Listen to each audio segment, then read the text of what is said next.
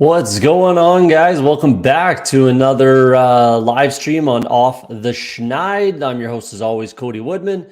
Today, we're going to be talking about some stock up, stock down players, fantasy players. Obviously, we're only talking offensive side of the ball today. So stock up for fantasy rookie drafts, startup drafts, redraft, dynasty, underdog, best ball is a huge portion of this channel, or will be coming soon.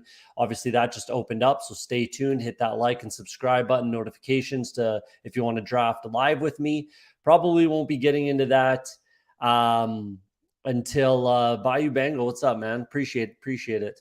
Probably won't get into that until the schedule drops for the NFL season. We know who's playing in the playoffs and the fantasy playoffs and the underdog best ball playoffs, that sort of a thing.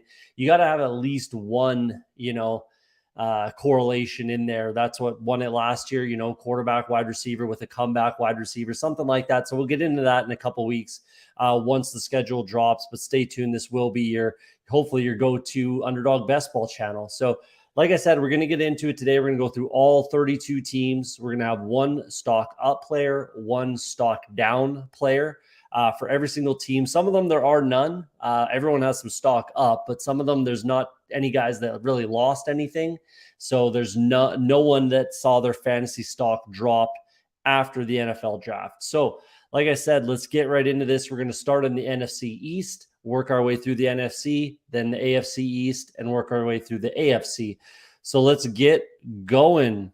This is ourlads.com. It's the site that I like to use to look at depth charts. The green guys in green are rookies, quite obvious there. Guys in blue obviously are returning veterans, that sort of a thing. It's a good breakdown for me. I really enjoy it. If you like it, great.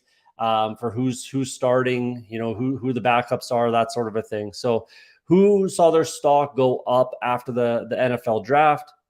It's got to be Tony Pollard. So looking at the depth chart here, they didn't really realistically draft any competition for him. I expected they would. I thought they would bring in a running back, fourth, fifth round, something along those lines. They didn't do it. And that just bodes well for Tony Pollard. Realistically, I guess you could bump up Deuce Vaughn. I guess you could bump up Malik Davis as well, Ronald Jones. But at the end of the day, Tony Pollard's their guy, and this bumps it up for him. They did draft a pass catcher relatively early, Luke Schoonmaker out of Michigan. So what does that do for your stock down on this team? Jake Ferguson takes a hit. He was getting drafted as the starting tight end on this team. I actually thought that they would go into the season with Jake Ferguson and then Hayden Pendershot as their kind of 1-2 punch. Sean McKeon's there as well as kind of their blocking tight end. So I thought that they were okay personally, but they went ahead and they needed a playmaker, I guess. They needed a pass catcher. That's Dalton Schultz, replacement, I guess. And Luke Schoonmaker might have a good season this year. Rookies, we've seen a little more frequently these days. They've been able to make a difference on their team as a rookie, which wasn't the case in years past. But there you go. So that's my stock up, stock down, and we'll see how it kind of plays out with the rest of free agency before the season starts. I definitely expect the Cowboys to add a running back at some point to help out Tony Pollard. I just don't think you can feel comfortable going into the season with him as your only running back coming off a broken leg. So that's the Cowboys. Let's kick it over to the Giants. The New York Football Giants, stock up. They drafted John Michael Schmitz early second round. I really liked. I called that. I thought they might do it in the first round, but they're able to wait and get him in the second after getting Deontay Banks in the first. Great draft for the Giants, in my opinion. Jalen Hyatt, another pass catcher, comes into the third. Eric Gray. So some weapons there. What does that say? Who sees their stock rise? It's got to be Daniel Jones. So obviously no competition at quarterback. That was never going to happen. They gave him a contract. He's their franchise starter. They get a quality offensive lineman and a massive hole filled at center for this team. So now the offensive line is that much better, and he gets another pass catcher. So with Jalen Hyatt coming in, what does that do for the stock down? You got to look at the rest of the wide receivers on this team. So obviously that hurts Wan'Dale Robinson, that hurts Darius Slayton, that hurts Sterling Shepard. all these guys are taking a bit of a hit. Even Jalen Hyatt's fantasy value takes a bit of a hit if there's all these guys, after the same targets. There's only one football, so that's just the way I see it for the Giants. Stock down for all their wide receivers, but that bodes well for, like I said a second ago, their Daniel Jones, the quarterback. So let's go over to the Philadelphia Eagles, who had an absolutely fantastic draft. They really, really knocked it out of the park. It's going to be tough to beat this team this year. It's really, I could see them pushing an undefeated season depending who they play in the AFC.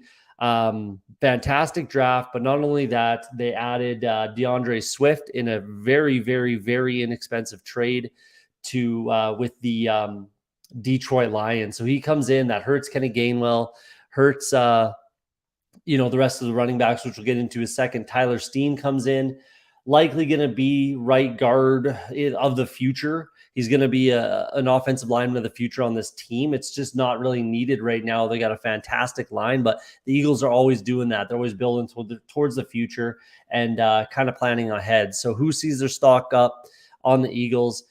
DeAndre Swift, who gets traded from the Lions. Obviously, they didn't really want him there. It was didn't seem like they kind of saw eye to eye, got along. They wanted him out of town. They shipped him off for absolute peanuts.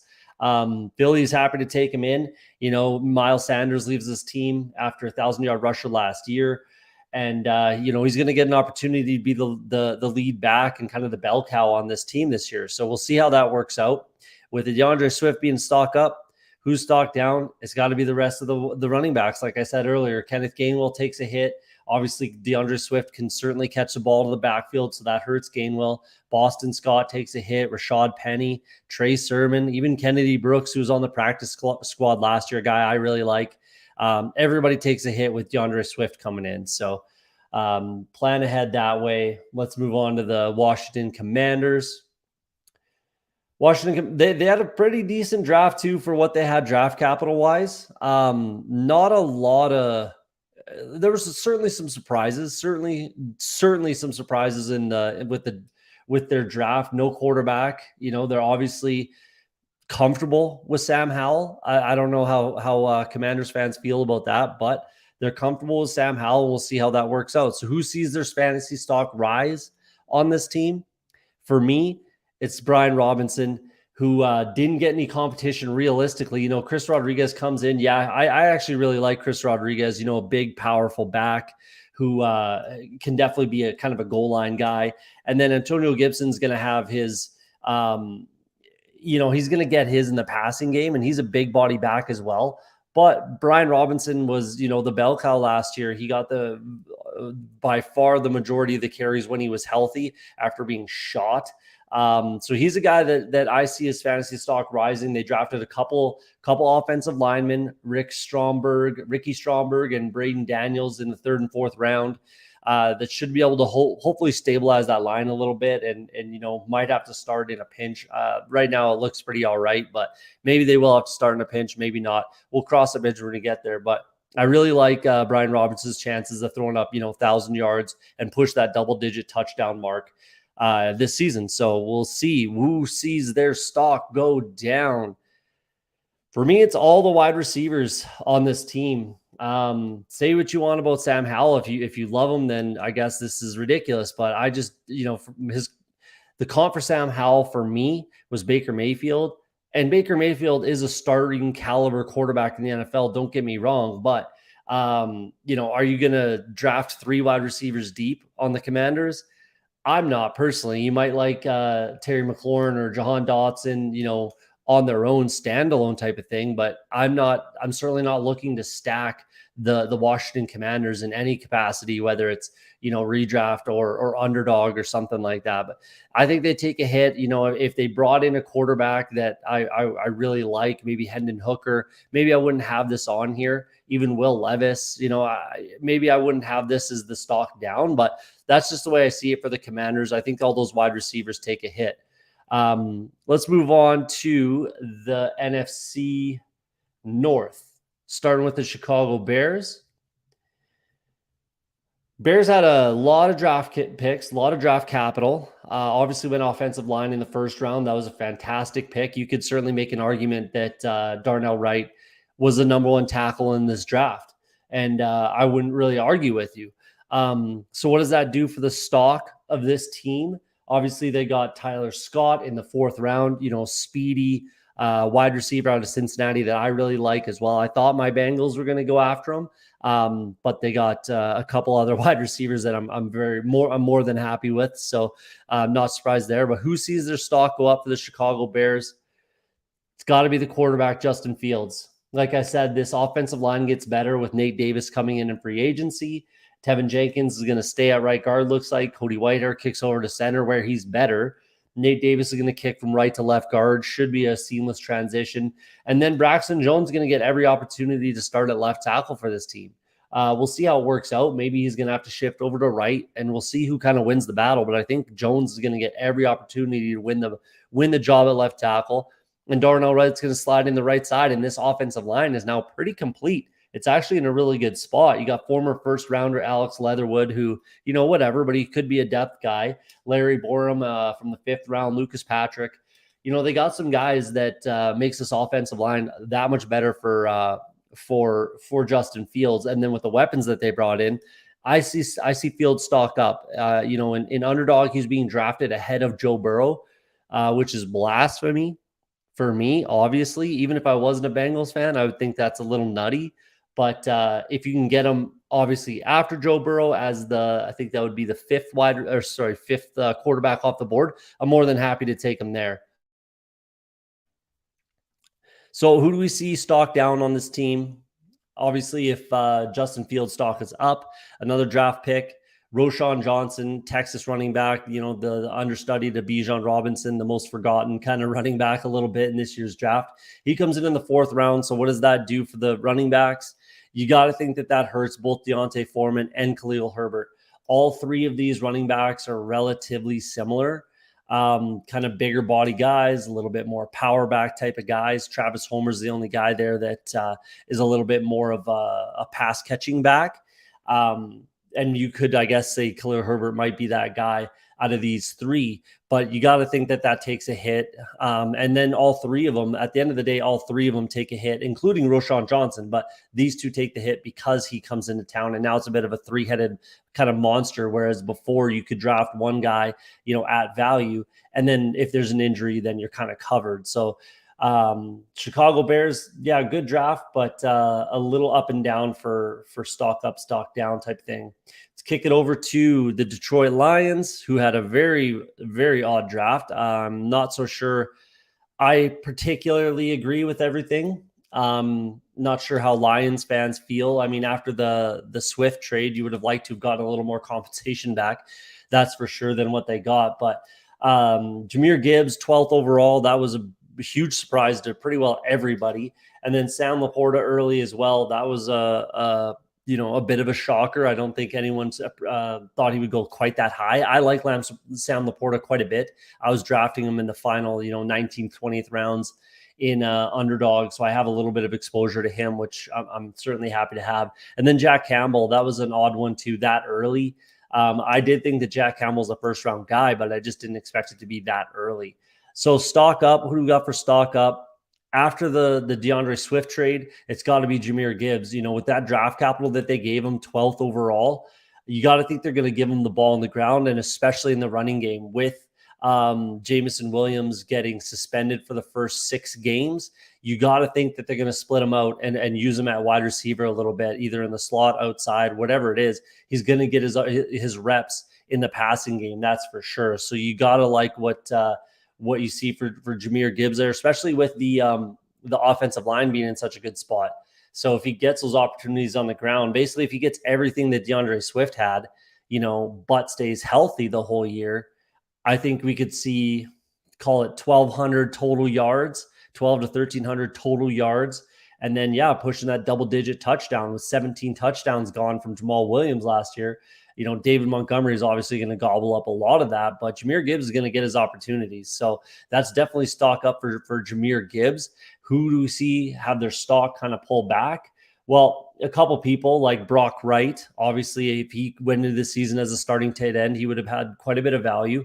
But you got to think it's David Montgomery. Everything that I just said, yeah, David Montgomery could still get double-digit touchdowns and 800 yards, something like that, maybe even 1,000 yards. But if Jahmyr Gibbs wasn't drafted here and they maybe scooped up a guy in the fourth, fifth, sixth round sort of thing, David Montgomery would still have sky high, and if Swift were gone, if this does, predicate on DeAndre Swift not being on this team regardless. But you got to think that David Montgomery definitely takes a hit there.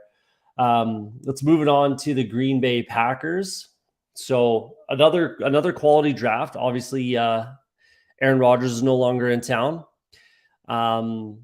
Luke Musgrave was a little bit early, I think, for a lot of people. Jaden Reed might have been a little bit early for a lot of people. Lucas Van Ness was their first round pick. And then those 2 seconds that I just mentioned, Tucker Kraft, another tight end in the third. So who do we see their stock rise? Couple guys, quarterback Jordan Love. Definitely got to like what's going on for him. They did nothing but add weapons for him. 2 very, very quality tight ends. And then Jaden Reed, who obviously sees his stock rise as well. 50th overall, second round pick. That was a little higher than I thought he would go. I thought he was going to be, a third round guy, still a day 2 guy, but a third round guy. A guy that I really like. I think that they look at him and they see Randall Cobb.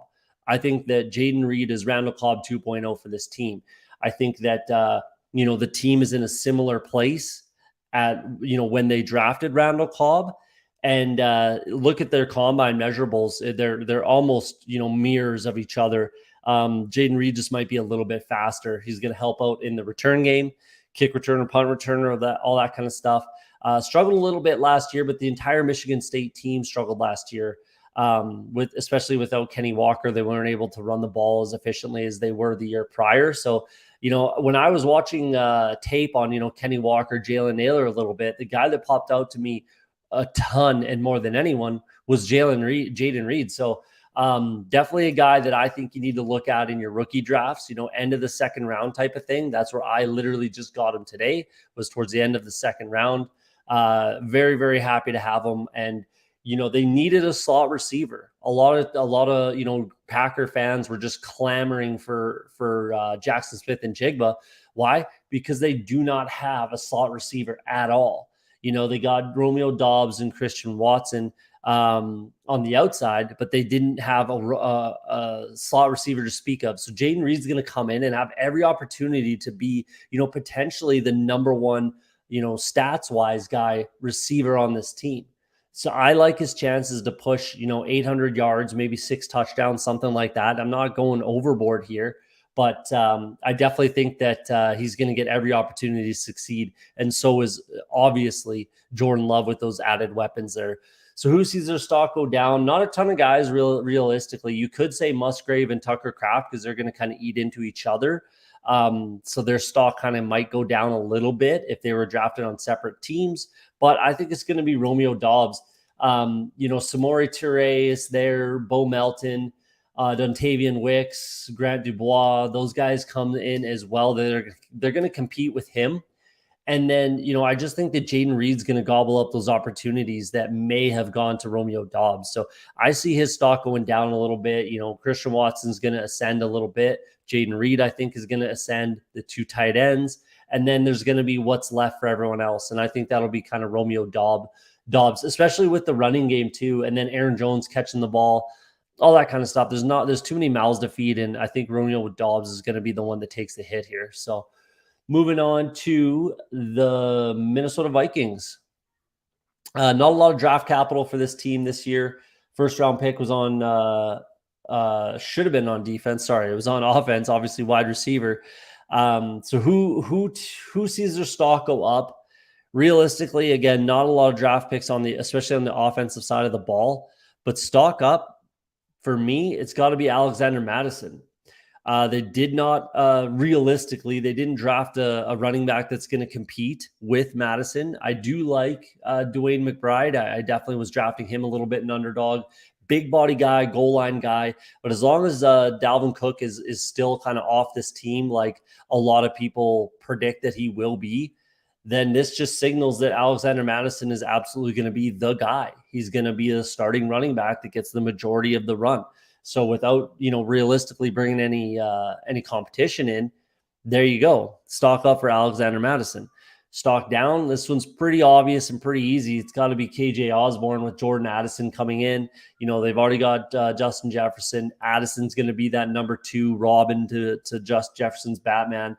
Jalen Reagor, Jalen Naylor, those guys are still there. So there's only one football. Very good tight end in TJ Hawkinson. So I think Addison eats up pretty much all of what you got from Adam Thielen last year. And then KJ Osborne's just going to be kind of eating the scraps at the end of the day. So you definitely see his stock go down, which you hate to see because he was getting drafted fairly highly by me in fantasy drafts, in underdog drafts, in the big board, pre-draft. So his stock takes a hit. Let's move on to the Atlanta Falcons.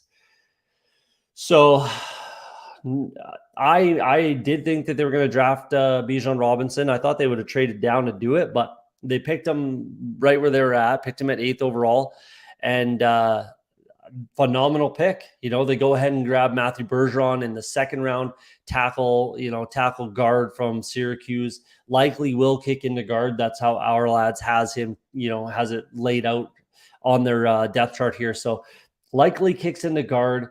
And that just solidifies the offensive line. And then without any pass catchers coming in, you got to like the stock up for Bijan Robinson.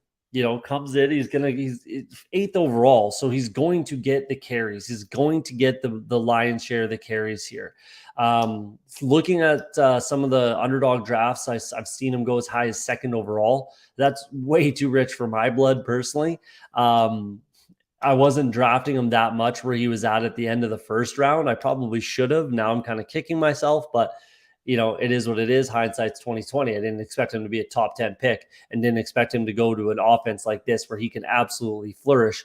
And again, with the no pass catchers getting drafted, he's going to get a ton of catches, not only out of the backfield, but you could see him line up in the slot a little bit with Drake London and Kyle Pitts, 2 big body guys, both kind of on the outside. We could see Bijan Robinson in the slot a little bit this year. So he should definitely get some catches as well. Stock down, pretty obvious, just absolutely kills Tyler Allgeier's value. Anyone that had him in Dynasty is really, kicking themselves for not trading him before the draft.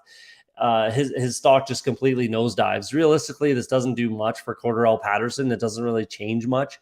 He's still going to probably get some run in the return game. He's going to get some, swing passes, some carries, some, a little bit of underneath type stuff where he can catch the ball and go. Potentially some goal line stuff. He's a big body guy, but, realistically, this just absolutely destroys Tyler Allgeier's value and fantasy stock. So let's move on to the Carolina Panthers, the number 1 overall team. Stock up, pretty obvious, pretty easy with what they have already and what they brought in free agent wise for weapons. They drafted Chandler Zavala relatively early, 4th round guy.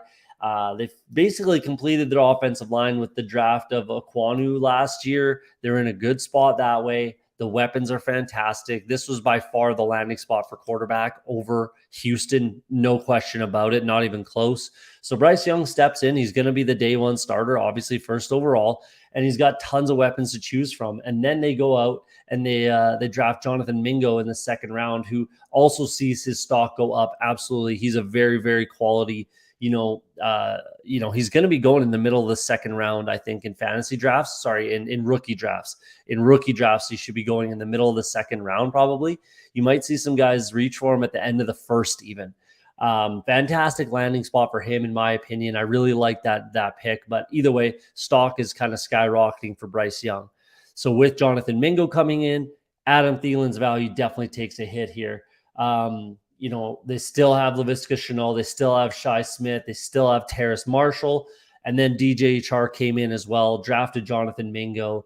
Hayden Hurst is there as a tight end. Even Tommy Tremble, there's only one football, I always say, and there's just a lot of mouths to feed here. So there's tons of weapons for Bryce Young, but I don't see any of these guys, really, really having a standout, 1,200 yard receiving season. I think they're going to spread the ball around. They can run 5 wide pretty easily.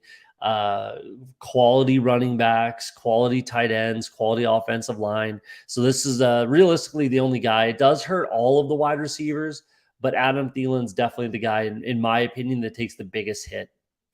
So let's move on to the New Orleans Saints. If I can get this to work. There we go. Moving on to the New Orleans Saints, fair amount of draft capital. Didn't draft a ton on the offensive side. Jake Hayner, that was a good pick late in the draft. Another Fresno State guy like Derek Carr. And Kendre Miller, definitely you see his stock go up a little bit, but this is kind of tough because Jamal Williams, came in free agency, and then Alvin Kamara is obviously still there. We may see him get, suspended for X amount of games. We'll see how that shakes out, but there's kind of a three-headed backfield here for the running backs with the Saints. So who sees their stock go up? It's got to be Michael Thomas for me. They didn't really sink too much of any draft capital. A.T. Perry, I do really like. That was a good pick, but he's a 6th-round draft pick, and he's not going to be doing the same things that Michael Thomas is going to do in this offense. So I think that shows that he's a little bit more healthy than he's been in years past. And I think that's got to, send his stock up a little bit. So that's who I think. Again, Kendre Miller a little bit, but I think his landing spot could have been better. But it is what it is. It makes this football team better for real life football. Yes, that's true, but it's tough to kind of suss through it as far as like a fantasy perspective is concerned. And then who do we see have their stock drop? It's obviously got to be Jamal Williams. Like I said, Kendre Miller comes in. They're both bigger body backs, both kind of power guys. Alvin Kamara is still going to get his. He's still going to catch the ball a ton, going to run the ball a little bit, 8 to 12 times a game. You'll see Kamara carry the ball when he's on the field, when he's not suspended. And then obviously as a pass catcher, he's going to be the most dangerous running back on this team. So the guy that takes the biggest hit, obviously for me, it's got to be Jamal Williams. But I think you could say Kendre Miller as well, and just kind of lump those guys in together, to be honest, because they're gonna eat into each other a little bit. Moving on to the Tampa Bay Buccaneers, definitely a team that's kind of rebuilding, kind of building their identity back up. Who do we see as with that? So with that, who do we see stock rise? They drafted Cody Mock in the 2nd round. It was a bit of a surprise to see Kalijah Cansey go in the first to this team, but he's going to make that defense better, and that's how this team's going to win realistically, is playing good defense. And what goes along with playing good defense? Running the ball. And they didn't add a running back whatsoever in the draft. So, stock up, stock kind of to the moon a little bit for Rachaad White. I've never been a big fan of Rachaad White. I'll admit it. I've never been a big believer, but with the opportunity that's in front of him right now, his stock is absolutely kind of skyrocketing a little bit. Even Chase Edmonds gets a bump.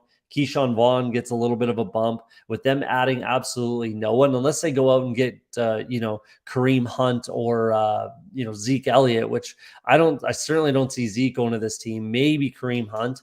So we'll see how it shakes out. But as it sits right now, with Cody Mock coming in to help out that offensive line, Ryan Jensen's back healthy, Matt Filer comes in free agency, Tristan Wirfs is still there. That definitely helps the running game, in my opinion. So yeah, Rachaad White definitely gets a bump. For stock down, no one took a hit, really. Realistically, Durham Payne comes in. You could say, Payne Durham comes in. You could say, I guess, O'Keefe takes a hit. I really don't think that threatens Cade Otton too much. I'm a huge fan of Cade Otton. Trey Palmer comes in. Who does that hurt? No one really. So no one really takes a hit for the Bucs, to be honest with you. And that might be a bit of a theme with some of these, poorer teams that aren't going to be as competitive, at least on the offensive side of the ball, where there's someone that took a hit on this team. Moving on to the Arizona Cardinals, who gets a bump here? For me, it's Clayton Tune. They drafted Paris Johnson in the 1st round. What was it, like 6 overall, something like that, after they traded down. That's going to help the offensive line, but it's really weird. Where does he – yes, he's going to be the left tackle of the future, that's for sure. But where does he fit in this year? I guess you swing him into left guard. but that seems like a bit of a waste to me. Kelvin Beachum is there, quite a bit older. I think he's 33. We could see him potentially get cut, be a casualty. John Gaines gets drafted as well. And with Kyler Murray not being completely healthy, and we'll see if he's able to start the year, we might see Clayton Tune get some snaps early in the year. We might see him get some starts.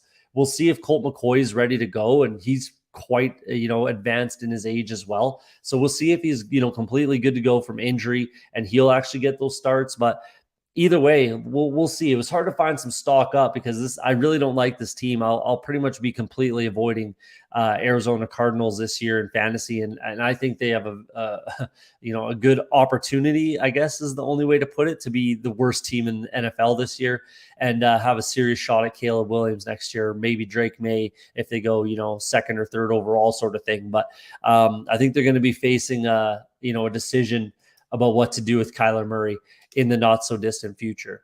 As for stock down, no one really takes a hit. Again, I'm not going to say Kyler Murray. Michael Wilson comes in as a wide receiver, but that doesn't hurt anybody right now. We could see Michael Wilson's stock go up if they end up trading DeAndre Hopkins, which I absolutely think that they do. So they trade DeAndre Hopkins, and then Michael Wilson's value goes up a fair amount. But as it sits right now, I no one really takes a hit. So let's move on to the best team in this division, in my opinion. Got the San Francisco 49ers. Cameron Latu in the third, very quality, but he's no threat to George Kittle. They certainly invest in the defensive side of the ball. I really thought they could have used some help on the offensive line after losing Mike Glitchy. I thought that they would at least throw a late round draft pick at it, but they didn't. Here we are. It is what it is. So who sees their stock go up?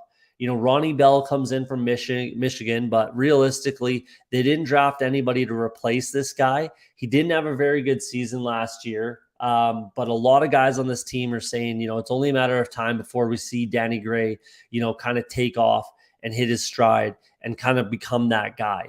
So I like Danny Gray a lot. Second round pick last year. So, he's going to get some opportunity at some point. It might take an injury. We'll see. But I think that we see his stock go up just because there was no one drafted to replace him. And that's kind of how it was with this team when they didn't really draft a lot of guys on the offensive side of the ball. So who do we see stock go down? No one. No one sees their stock drop on the 49ers. Again, Cameron Latu is no threat to George Kittle as far as eating into his production. So no one takes a hit realistically. And let's wrap up the NFC. No, two more teams. Sorry. We're going to go to the Seattle Seahawks, who had another really, really good draft, in my opinion. Zach Charbonnet was a surprise. Jackson Smith and Jigba, great pick in the first round. And then a couple offensive linemen invested on the defensive line, which they said they were going to do. Devin Witherspoon. This is a good team. This is a really, really good team now. And they built this thing up quick with two really good drafts, obviously last year's, and then I'm including this year's in that. So for the Seahawks, who sees their stock rise? Like I said, Jackson Smith and Jigba comes in the first round and a couple offensive linemen, and then no replacement was drafted to kind of take over for this guy at some point, in the near future. So Geno Smith, we absolutely see his stock rise. There's no one to replace him. He gets another very quality weapon, and then, get some help on the offensive line. So we definitely see Geno Smith's stock go up. Love that for Geno Smith owners, and I'm going to be targeting the Seahawks a little bit in underdog best ball drafts, that's for sure. And then stock down, it's got to be these two running backs, both guys, both Kenny Walker, the incumbent, and then Zach Charbonnet, who comes in, as a second round pick. Both got second round draft capital. Both can absolutely do a lot of good things in the both. Well, I would say Zach Charbonnet might catch the ball a little better than Kenny Walker, but they're both very, very good runners of the football. This is, it's a great move for the Seattle Seahawks, real life football team. This is an absolute killer for fantasy football. So we're going to see these two guys eat into each other. Kenny McIntosh comes in as a quality pass catching back. He's going to get a little bit of reps as well. So yeah, it just hurts both of these guys. Realistically, it's not one or the other. It hurts them both. Moving on to wrap up. Now we're wrapping up the NFC. We got the Los Angeles Rams picked higher than they did for the past 3, 4, 5 years, something like that. And what did they do? Exactly what they should have done, and invest in the offensive line. So they get Steve Avila, who very well could be the number one offensive lineman in this entire draft. He's got some versatility. He can play guard. He can play center. Warren McClendon from Georgia, who national champions. And so who sees their stock take a bump here? Two guys for me. One is very clear, and then another guy for future considerations, we'll call it. Cam Akers. No one was really drafted to eat into him. 6th round Zach Evans doesn't scare me one bit. Kyron Williams is still there. Yeah, he might get a little passing down work, that sort of a thing. But at the end of the day, Cam Akers, who finished last year with, I think, 5 of the last 6 games, he had 100 yards, something like that. We're seeing the stock rise. It was already fairly high for me, but if they had drafted a running back with one of those, 4th, 5th, 6th, 4th, 5th, 3rd, 4th, 5th, round pick, something like that, it definitely would take a bit of a hit. But because they had a lot of capital in the 3rd and 4th and 5th rounds, if they went with a running back there, I'm a little bit concerned. They didn't. They brought in a back because they needed a guy. They needed a depth body. So they get Zach Evans, great pick. Don't hate that at all. But with Steve Avila coming in as well, Cam Akers certainly gets a boost. And then Stetson Bennett. We might see Stetson Bennett get a shot to start for this team, in the not so distant future. Matt Stafford doesn't have a lot of legs left on him, if we're being honest with each other here. I definitely still think Matt Stafford can get the job done, but he's getting a little long in the tooth, and these injuries have just been piling up on this guy. So it's only going to be a matter of time before he's kind of forced into retirement, it seems. And then we could see Stetson Bennett get a shot to start for this team. Even this year, Matt Stafford hasn't been able to stay healthy for the past 2 years. We've seen, backup quarterbacks get starting opportunities for this team each of the last 2 seasons. So Stetson Bennett's going to get some value here. And then for stock down, Puka Nakau, I think is his name, comes in. So Ben Skoranek, his stock takes a bit of a hit. Tutu Atwell might be completely healthy here. Last year's preseason darling. Lance McCutcheon, he can do a little bit of good things. Van Jefferson's back fully healthy. So he definitely takes a little bit of a hit. But realistically, yeah, it's no one, not anyone major. Ben Skoranek shouldn't have been on your radar anyways. So let's move off to the AFC. We're going to talk about the Buffalo Bills, who, are kind of in a make or break it type of situation. Dalton Kincaid comes in from their first rounds. Osiris Torrance, great pick in the second round. Justin Shorter comes in later. Jalen Wayne, undrafted free agent. So definitely some weapons there. They should have helped the defensive side of the ball, in my opinion, a little more than they did, but c'est la vie. So who do we see stock rise? For me, it's the running backs, both James Cook and Damian Harris. A lot of people were talking about this team, making a push for maybe Bijan or, a running back to eat into some of these carries. They didn't do that, and then they drafted Osiris Torrance, who's going to help that offensive line. So for me, it's these running backs. They get a little bit of a boost here.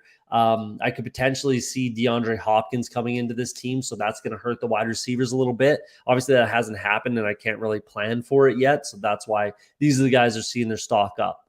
As far as stock down, obviously, it's Dawson Knox. There's no question about it there. Dalton Kincaid is going to come in and get the massive lion's share of receiving opportunities at the tight end position.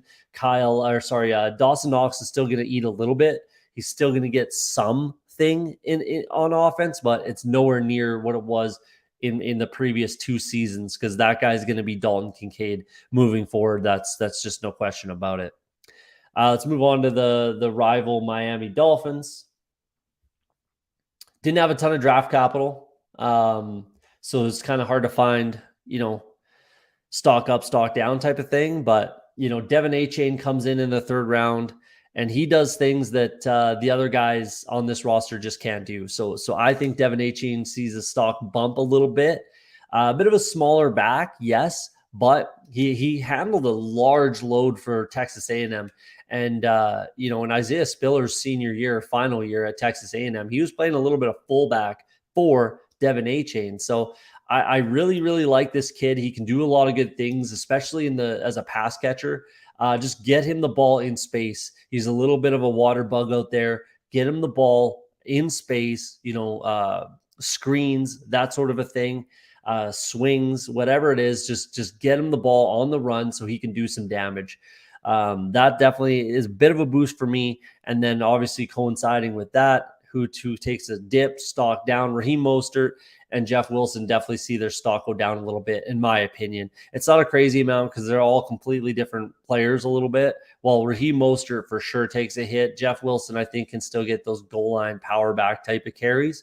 But with Devin Achane coming in, it certainly hurts these two guys, at least in my opinion. Moving over to another rival, got the New England Patriots. So this is a team that no one ever knows what they're going to do with Bill Belichick. You never know what they're going to do in the draft. It's always hard to plan for this team or where they're going to go. They invested pretty heavily in the offensive line in the middle rounds, the 4th and 5th round there. Kayshon Boutte comes in the 6th. Demario Douglas again in the 6th. So who gets a stock up boost on this? For me, it's Mac Jones and the wide receivers. So they didn't really draw. Yeah, Kayshon comes in, might take over as a slot guy for Juju. We'll see. But Juju's going to be the guy this year. I've been heavily invested in Mac Jones in the big board best ball drafts. I have him at almost 50%. I just did not think that they were going to replace him. I think it would have been a mistake. I really like Mac Jones as a player. Bill O'Brien comes in as the offensive coordinator. Sky's the limit a little bit for Mac Jones, in my opinion. Ramondre Stevenson gets a boost as well. Like I said, the wide receivers, Devontae Parker. I really like Tyquan Thornton, Juju Smith-Schuster, Kendrick Bourne even. They all get a boost. Good moves for the Patriots. This should be a better team, in my opinion, this year. And as for stock down, again, it's really no one with the investment in the offensive line. Everybody that's already there gets a bit of a boost, like I kind of just laid out. And no one really takes a hit. A little bit more competition for the wide receivers, but I think that the cream is going to rise to the top. And as long as I'm right and it's Tyquan Thornton and Juju Smith-Schuster, we'll kind of see how that breaks out. But there you go. There's your New England Patriots stock up, stock down. And let's move on to the New York Jets. Jets had another fairly good draft, in my opinion, for the football team. Maybe not quite as good as last year's draft. Obviously, that was tough to kind of beat, but good draft for the team. Stock up, Israel Abanikanda. I think that stock up for him. If he had gone somewhere where he's going to be have an opportunity to be the bell cow, to be the every down guy, that sort of a thing, then yeah, this would absolutely be a better spot. Don't get me wrong. This would have been a better opportunity. That would have been a better opportunity wherever that opportunity may have been, maybe Cincinnati, whatever you want to say. But the fact is, he comes to New York, and this team's incumbent starting running back, Breece Hall. If you're watching this channel for any amount of time, you're going to know that I avoid running backs after an ACL. The year immediately following a torn ACL, I completely avoid them in fantasy completely. And then I'll be on him again next season. I'm doing the exact same thing with Breece Hall. So I think that that's a bit of a boost. We can see him get some early runs, some early carries. They invest in the offensive line a little bit with Joe Tippmann, who should end up playing left guard, in my opinion, for this team, and then complete that offensive line with Max Mitchell's back fully healthy and Mekhi Becton's back fully healthy. Then this is a complete offensive line. And I think, Israel's, IKIA, whatever you want to call him, Israel Abanikanda, is gonna get some run here early in the season. So then who takes the hit? For me, it's Zonovan Knight, who's going to be that guy. I'm not going to say Michael Carter here, takes a hit, because he's going to get his opportunities as a pass catcher, few carries here and there, maybe 4 to 6 carries, and then, 4 targets, something like that for Michael Carter, kind of regardless of anything. Obviously, if Breece Hall's fully healthy, he's going to get the lion's share. I just don't see it that way. And I like to look at the backup running back for a team whose running backs coming off an ACL like the Jets are. So I think Zonovan Knight takes a hit, and Israel Abanikanda takes a bit of a bump, a little boost up. Obviously, again, it would be better if he went to a place where he could have an opportunity to be the bell cow, but that doesn't particularly exist. So there you go. Moving on to the AFC North, we got the Baltimore Ravens. Ravens had a decent draft as well. Let's get over to the Ravens. There we go. Decent draft as well. Andrew Voorhees, I think, is the guy who tore his ACL at the combine, so he won't really play much. Didn't really invest enough in the offensive line for me. I would have liked to have seen that a little bit, definitely on the defensive side of the ball. And then the first round pick, Zay Flowers, was probably my favorite wide receiver in this year's draft. Not going to say he was the best, but he's my favorite wide receiver. So who sees his stock rise? Lamar Jackson for me. He signs a long-term deal. They get another weapon in Zay Flowers. Odell Beckham Jr. is there.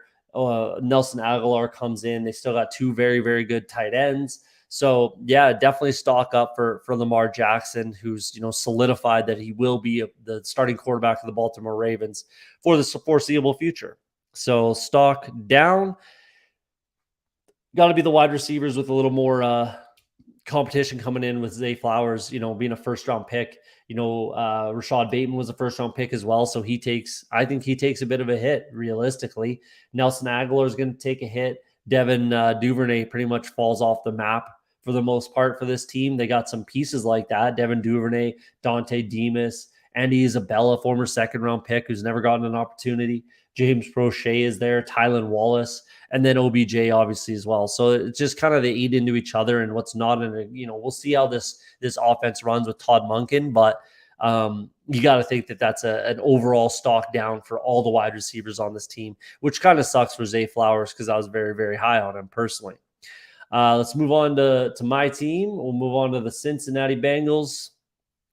Sneaky, underrated, really good draft for my Bengals. Not super duper sexy. They kind of took what the draft gave them. They drafted for need like they always do. And definitely see some stock up, stock down type of thing. So if you watched my top 5 landing spots video from about a week ago, whatever it was, the Bengals were the number 1 landing spot for running back. So who gets a boost? Chase Brown comes in the 5th round. Very, very productive running back at Illinois. He was like the bell cow. He pretty much was the offense for that team. Canadian kid too. You got to love it. Comes in the 5th round, and he's going to get every opportunity to earn the, whatever Smadre Piran got last year. With him gone, there's a high possibility that Joe Mixon's not on this team this year. They're going to save a ton of money on the cap, and he just seems like there's a lot of issues coming up here. There's lots of problems, and the Bengals like to keep things a little more quiet than they used to. That's for sure. They kind of learned their lesson. So with all these issues coming up, the money that they can save, I don't think it's crazy to think that Joe Mixon gets cut or potentially traded from this team, and then Chase Brown can be that guy. So he's stock up for me. Again, I think after just this season, regardless, Joe Mixon will be 28, and they can save over $10 million against the cap. So if you're in a dynasty league, I boost up Chase Brown quite a bit. End of the 2nd round, another guy that I literally got. It was a trade. I literally got both these guys back-to-back picks. I traded up to get them both. So I got Chase Brown and Jaden Reed, like I said earlier. End of the 2nd round at a bit of a minimum for Chase Brown. You could boost him up a little bit, to be honest with you. So he's definitely stock up for me. Obviously, that equals stock down for Joe Mixon. You could say stock down for the wide receivers with Andre Iosivas and Charlie Jones coming in, but they're going to be guys for the future. They're definitely going to help out. Trenton Irwin takes a massive hit. He falls off a map, but I think it's more Joe Mixon with Chase Brown coming in and the potential that he's not on this team. I think that that's certainly on the table. So we'll see how it shakes out, and maybe I'll end up being completely wrong here, but I got to go with my gut here and go with my rankings for my landing spots and say Chase Young and Joe Mixon kind of flip-flop a little bit. So let's move on to the Cleveland Browns. Stock up for the Cleveland Browns. They bring in DeJuan Jones super late. Another Ohio State offensive lineman, Luke Weipler, the center. So 2 offensive linemen from the Ohio State Buckeyes. Cedric Tillman comes in, who's a guy that I really, really like. So whose stock goes up? It's got to be Deshaun Watson. That offensive line is fantastic already, but with those two additions, I think that that's going to just solidify it for the future. And if there are any injuries, they got guys that they can kind of plug in and help out right away. So huge, and he gets another weapon, like I said, another weapon in Cedric Tillman. Elijah Moore comes in a trade. Two very good tight ends. So definitely wheels up a little bit for Deshaun Watson. Say what you want about him as a human being, for sure, but as a fantasy asset, it's definitely stock up for Deshaun Watson. Stock down for me, unfortunately, it's Donovan Peoples-Jones, a guy that I really, really like. I was drafting a lot of in underdog big board drafts, but with Cedric Tillman comes in, I tend to think that he's going to be the better prospect overall. And with him coming in, that might, spell the end of Donovan Peoples-Jones' tenure on this team after this season. I think he could end up being just that straight up replacement for him. We'll kind of see how that shakes out, but certainly, has me a little bit of concern for, the future for DPJ on this team. Moving on to the Pittsburgh Steelers, another team that absolutely had a fantastic draft. It really kills me to say it. It really, really does, obviously, as a massive Bengals fan. But, credit where credit's due. They had an absolutely phenomenal draft, just plugging hole after hole after hole. And, getting some quality difference makers at a lot of different levels, again, where they needed it. So who gets the boost for me? Obviously Broderick Jones in the first round. They traded up to get him. Spencer Anderson in the 7th, whatever, not a big deal. Darnell Washington is the other reason why I have this guy as a huge stock up for me. And, with the offseason, bringing in Isaac Suamalo, shoring the offensive line a little bit, it's got to be Najee Harris gets a huge boost. They get the best run blocking tight end in the draft in Darnell Washington. And then, like I said, Broderick Jones might be the best tackle in the draft, comes in to just completely, solidify that offensive line, which the Steelers have sorely needed for the past couple of years. And that's partially been why we've seen, I don't want to say a dip from Najee Harris, but definitely, he hasn't been as productive as people would have liked to have seen. That's what I'll say. Who stocked down for the Steelers? Realistically, it's no one. No one on offense was brought in to replace anybody. I guess maybe Mitch Trubisky with Tanner Morgan being an undrafted free agent. Realistically, the only guy that takes a hit here is Zach Gentry. But for fantasy football purposes, no one cares about Zach Gentry. Sorry, Zach, but no one cares about you for fantasy football. So, Darnell Washington comes in and he's going to be that guy. Connor Hayward takes a hit. But realistically, if we're being honest, no one really takes a hit on this team as far as fantasy football is concerned. So let's move over to the Houston Texans, obviously second overall. Kind of surprised a lot of people. Surprised me. I should have stuck to my guns and went with CJ Stroud as the second overall pick, because that's who, I thought that they should have drafted the whole time. I let the noise kind of get to me and shifted my thinking. So it is what it is. That'll happen. So who takes a boost? Who gets a boost? Stock up here. Tank Dell, wide receiver that I really, really like this year. I really liked coming in, drafted him a lot in the big board. Xavier Hutchinson, very underrated wide receiver as well. And then Juice Scruggs comes in as taking over he'll get every opportunity to win the center job there. That's for sure. Second round pick. So who gets a boost? Gotta be CJ Stroud. This was another quality landing spot for a quarterback. Decent enough weapons with John Mechie. Looks like he's fully healthy and he's going to play this year, which is awesome. Fantastic to see. Bobby Trees is there. Nico Collins is still there. Noah Brown came in free agency. And then those two draft picks that I just mentioned in Tank Dell and Xavier Hutchinson. You gotta like CJ Stroud this year. It kills my big board drafts because I was drafting like he was going number 1 overall. And I had a lot of Carolina stacks with CJ Stroud. Sucks that those are pretty much dead, but here we are. And then for stock down, realistically, it's not a big deal. I just didn't want to put nobody here. So stock down for Robert Woods and John Mechie III. they should be all right. Realistically, I could see John Mechie being the number one wide receiver on this team as long as he's fully healthy. And then Tank Dell is going to eat in a little bit. Xavier Hutchinson, maybe. So there's just a little more competition, and someone, at least one of these guys is going to kind of rise to the top and be the, wide receiver one on this team. It's just really difficult to see who that is going to be. And there's every possibility that it could be Xavier Hutchinson, realistically. So, they take a bit of a hit, but at the end of the day, kind of every wide receiver takes a hit on this team. Moving on to the Indianapolis Colts. Bit of a shocker there. They made the right decision.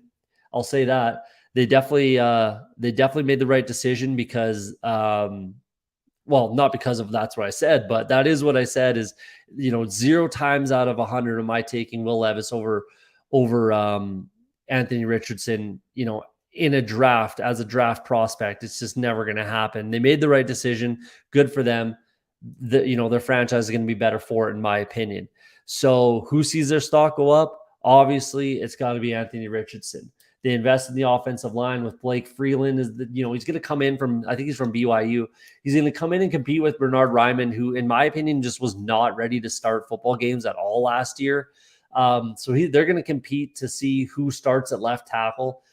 Jake Witt comes in the 7th round. That's not a big deal. Will Mallory, that's another weapon, a little under the radar guy. There's quality tight end depth here in Indianapolis, that's for sure. And then Josh Downs comes into the 3rd round, a quality slot wide receiver there to, kind of fill out that room again. I think he ends up starting over Isaiah McKenzie. But he's gonna help out kind of everywhere, but pretty much mostly in the slot. Stock down again, wide receivers and tight ends. There's just more mouths to feed with Josh Downs coming in, and again, my Isaiah McKenzie coming in as well. So a little more mouths to feed. And then the biggest reason they take a hit. I'll mention the tight ends as well. Will Mallory coming in, and then there's a lot. Kylan Granson, Jelani Woods, Mo Alley Cox, Will Mallory. There's a lot of tight ends there, so a lot of mouths to feed. But beyond that, with Anthony Richardson coming in as your quarterback, that kind of is a bit of a hit to those guys. I don't see him being, it's certainly not going to be a pass happy offense. It's certainly not going to be, run and gun, shootout kind of football, especially with Jonathan Taylor there. So they take a bit of a hit because of the quarterback. He gets a boost, but they take a hit. That's kind of just how it looks to me for the Colts. So let's move on to the last year's division winner in the Jacksonville Jaguars. Decent draft as well. Anton Harrison comes in after Cam Robinson gets suspended. We'll see how many games he gets suspended for. We're still not sure on that one yet. But he's going to play regardless. We could see him start at right tackle, which is, I think, how it goes. I think Walker Little ends up at left guard. Cam Robinson, once he comes back from whatever, his suspension is. And then Anton Harrison kicks to the right side with Brandon Sheriff. And then that's a very, very, very good offensive line, realistically. Very good. And then Parker Washington comes in the 6. He's a bit of an underrated guy. I thought he might go a little bit higher than that. But my guy that I really, really like, running back that I really, really like, who I drafted, I think the second most in underdog big board drafts, was Tank Bigsby. I think that this is a big boost. This was one of the teams I was kind of keeping my eye on as far as, who they drafted at running back. I knew 100% that they were going to draft a running back. It just needed to kind of be the right guy for me.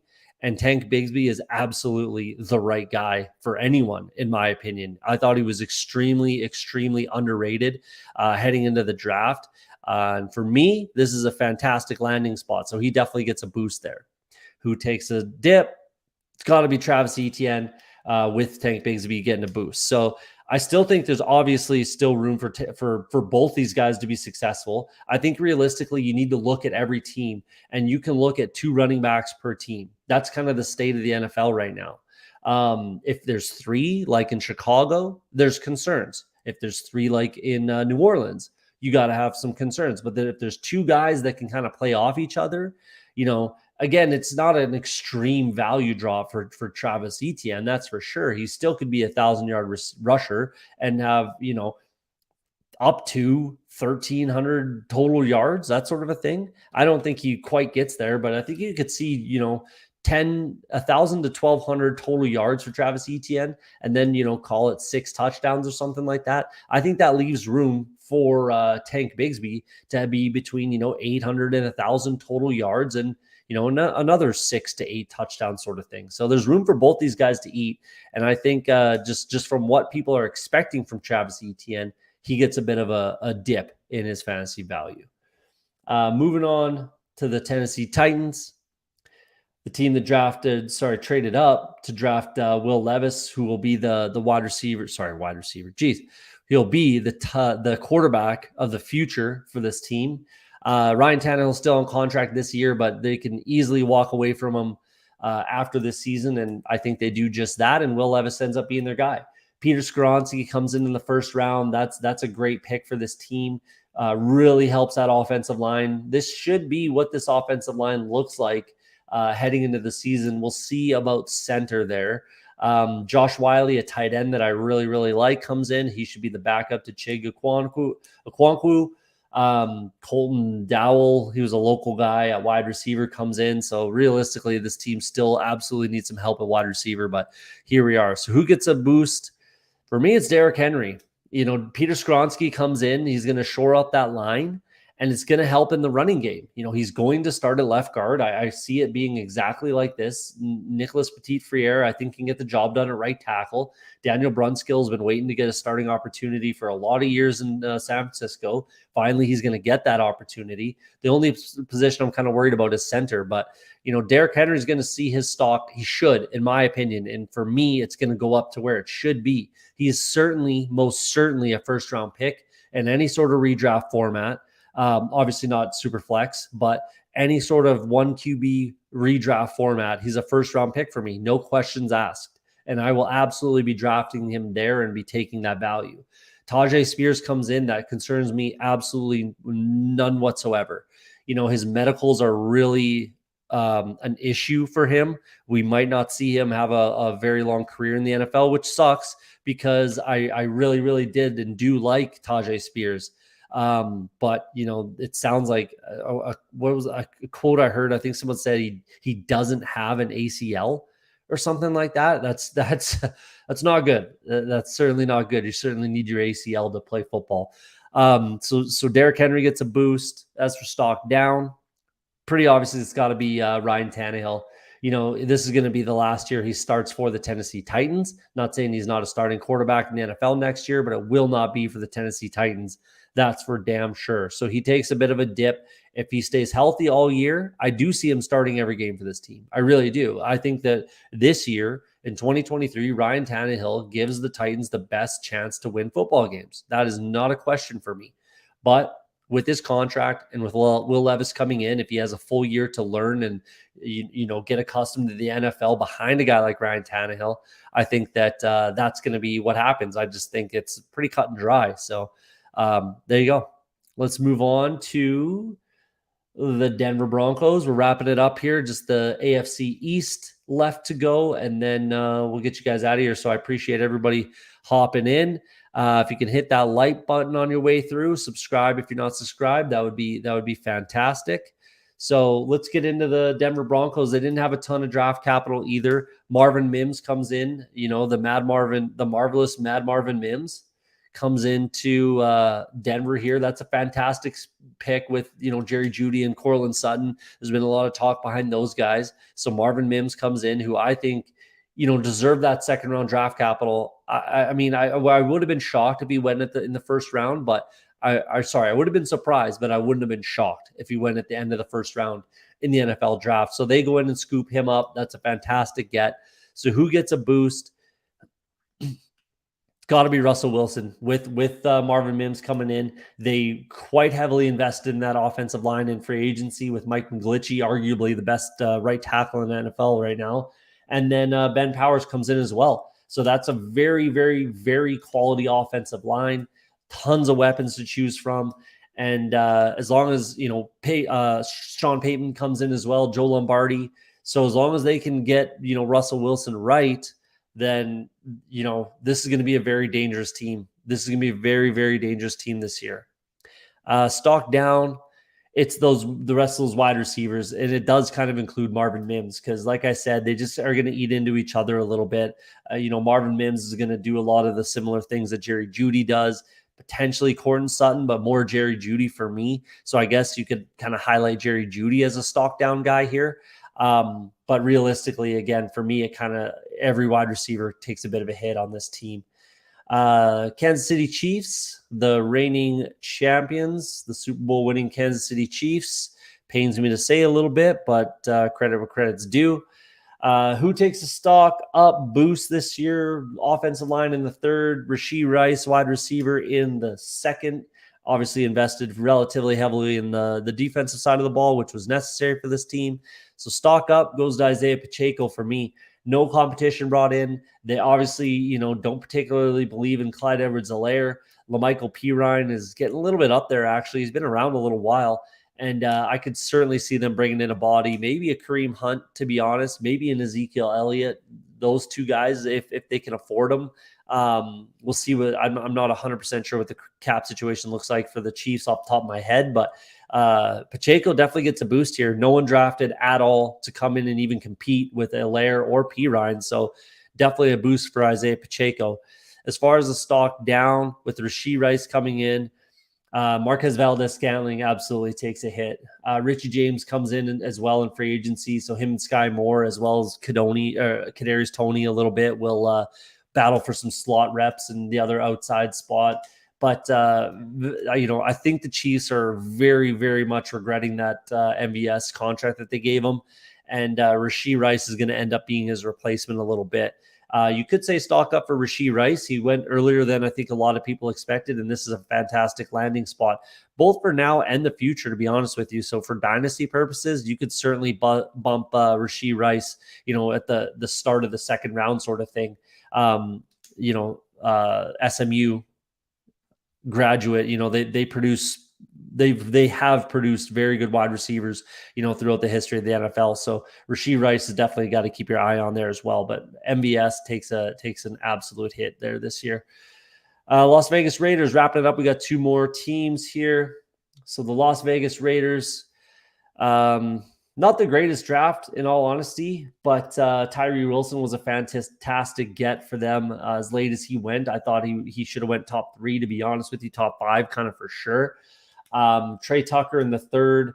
Michael Mayer comes in. That was a good get in the second round. Aiden O'Connell, we'll see if he's able to develop. But as far as stock up is concerned, you got to have Michael Mayer at the top of your list here. The Raiders were one of my top 5 landing spots for tight ends.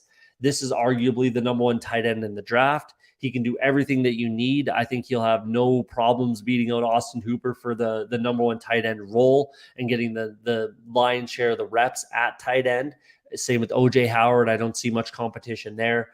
Not a ton of, there's not going to be a ton left for him, to be honest with you, but Jimmy Garoppolo does like throwing to tight ends a little bit, so we could see him get a boost. I don't mind drafting him at all in both dynasty and redraft, to be honest with you.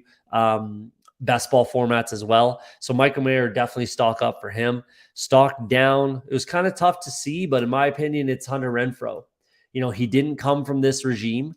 He's not a guy for Josh McDaniels. I think he fits this offense like a glove personally, but drafting Trey Tucker in the third, that's going to be his direct competition. DeAndre Carter even comes in as well. He'll mostly help out on special teams, but he comes in to provide some competition there as well. So Hunter Renfrow takes a little bit of hit in the slot. Jacoby Myers maybe ends up being that slot guy as well. Certainly the second wide receiver and 2 wide receiver sets. So Hunter Renfrow takes a hit, in my opinion, for the Raiders. And then we're going to move on to the final team here. Last but not least, we've got the Los Angeles Chargers.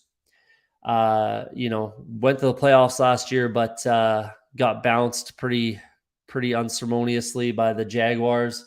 First round draft pick, Quentin Johnston, invested in the defense for sure. Max Duggan comes in.